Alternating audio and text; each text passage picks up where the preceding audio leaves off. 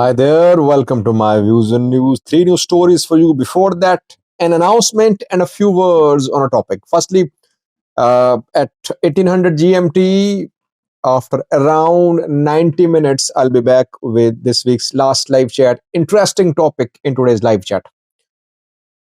Who is the major enemy for the Ethiopian government, according to the assessment of the Ethiopian government?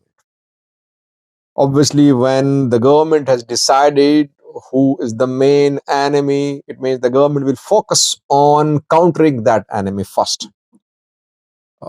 Details for you in tonight's live chats. Firstly, secondly, a few words on the video I did a few hours ago. I told you about an incident which happened in Mehoni, southern Tigray.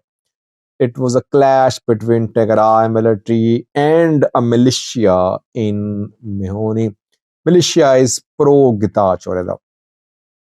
I took several hours to confirm the incident and then I made the video.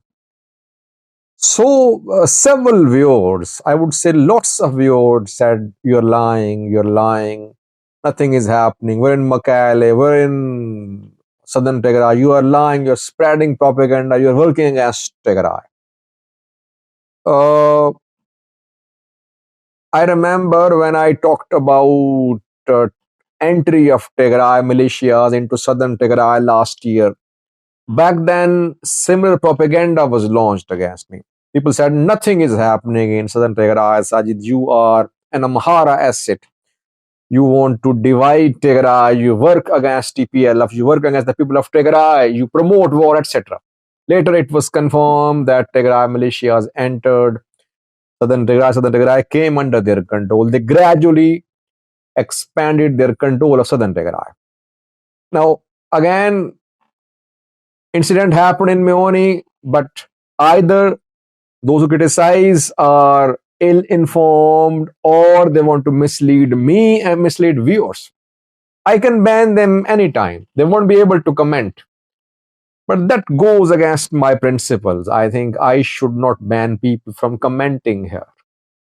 If I believe in speaking freely, I should let others speak freely as well. But some tell lies, white lies, and they demand apologies from me when I make a mistake, which is a mistake. They want me to apologize, but they tell lies to mislead people and they don't care to make a correction or to apologize. Sometimes people think that by telling a lie, they are doing a service to their community. That maybe sometimes a lie is better than a truth. Sometimes people believe that. So people think that these times are hard times for the people of Tigray. So unity should be promoted. No incident which could point towards divisions in Tigray should be propagated, should be discussed. So they think they're doing a service by telling lies, but a lie is a lie. It will never be a foundation of something big, something noble. Believe in truth. Speak the truth no matter what happens. I try my best to confirm, then I make videos. You should have confirmed from the area before making comments, writing in comment section, and you misled people actually. Later, it was confirmed now. So many sources are now confirming it. I was the first one to report. That is why you criticized me. Now several people are confirming too. Pictures are coming out now. I have pictures too. A man was injured there. I have one of his pictures. Incident happened. Let's not tell lies. Let's speak the truth, please. We're not against Tigray. We're not against TPL. We're not against people of Tigray. But we must ensure that the coverage of everything in the Horn of Africa is based on truth. If you tell lies, you can never be beneficial to anyone, I believe. With three new stories. Firstly, it seems that now Ethiopian government has changed the gear about its narrative about Asseb port. The government ministers, officials have been launching a launching an obscure narrative about access to sea, about access to Asseb. But now they are plainly saying that Asseb is part of Ethiopia. Secondly, is a ceasefire in the Amhara region being considered? Is Amhara regional government going to announce ceasefire in the region? Thirdly, viewers, in Adwa Tigray, a military program was organized today. It was attended by General Migbe. People are criticizing, raising questions about this program, what happened there. PDF is supposed to be demobilized, but their training, their organizational activities are being shown in media. Let's start. Firstly, it seems that now Ethiopian government is changing its narrative about Assab. Ethiopian government never officially claimed Assab. Their officials only implied in their comments, in their statements, that Ethiopia should regain access to Assab. Ministers have been talking about Ethiopian history, saying that Ethiopia had access to sea in the past too. Imabi also took a position over a year ago saying Ethiopia had natural rights to gain access, but never was Assab mentioned. Never was it said by anyone that Assab is part of Ethiopia. Now, openly, plainly, it is being claimed by Ethiopian officials that Assab is part of Ethiopia. Dr. Abene Alimo is a senior official at Ethiopian Ministry of Agriculture. He works at Agriculture Authority, and he shared his views about Assab a few hours ago, and he's saying plainly that Assab, where the region where Assab is located, was never part of Eritrea historically, and that Red Sea is Ethiopia's natural territorial boundary. Ethiopia must gain access to Assab, and it's vital for Ethiopian survival, and it's vital for regional peace and security. Ethiopia changing gears, while Eritrea saying that even an inch of Eritrea cannot be occupied, cannot be claimed by anyone in the region, and the Ethiopian government is basically involved in territorial irredentism. Ethiopian government is stepping up its war of building a narrative for the Assab port.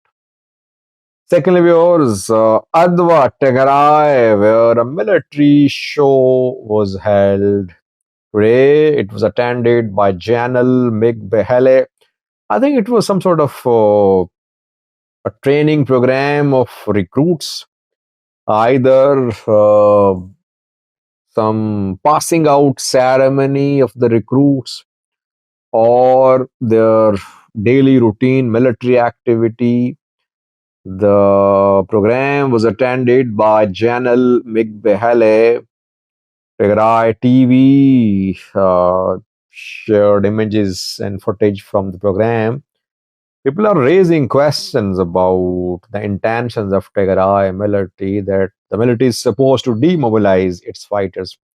75,000 should have been demobilized by now, but demobilization has been suspended, rather more recruitment, training underway. Is there any need to train new TDF members? Is there any need to spend on training of Tigray security forces? Because they're already trained, they fought a war, 2-year-long war. Now Tigray should have as many security officials as Tigray needs. Or should Tigray have a bigger, full-fledged army?